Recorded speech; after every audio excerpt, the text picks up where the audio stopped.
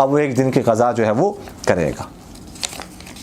ایک صاحب نے سوال کیا ہے کہ مفتی صاحب کیا وطر کے بغیر نماز ہو جاتی ہے؟ ایک ساتھی کہتا ہے کہ وطر کے بارے میں پوچھ گچھ نہیں ہوگی، انسان سے فرض کے بارے میں پوچھ گچھ ہوگی۔ ایک بات تو یہ ذہن میں رکھے کہ وطر جو ہے یہ فرض نہیں ہے، یہ واجب ہے، اور یہ مستقل جو ہے یہ واجب ہے۔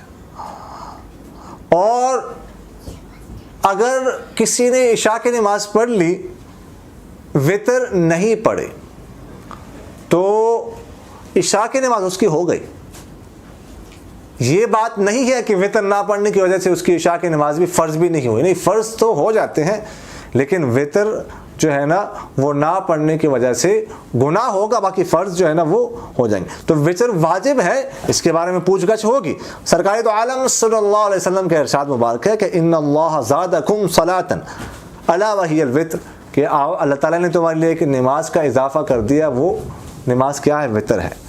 تو اسی وجہ سے جو ہے نا امام ابو حنیفہ رحمہ اللہ فرماتے ہیں کہ وطر پڑھنا یہ واجب ہے، اور چونکہ واجب ہے تو واجب اگر کوئی نہیں پڑھتا تو اس کے بارے میں پوچھ گچھ ہوگی، جس طرح فرض کے بارے میں جو ہے پوچھا جائے گا، اس طرح وطر کے بارے میں بھی پوچھا جائے گا، اور اس نہ پڑھنے کی وجہ سے اس کو جو ہے گناہ ہوگا۔ یہ جو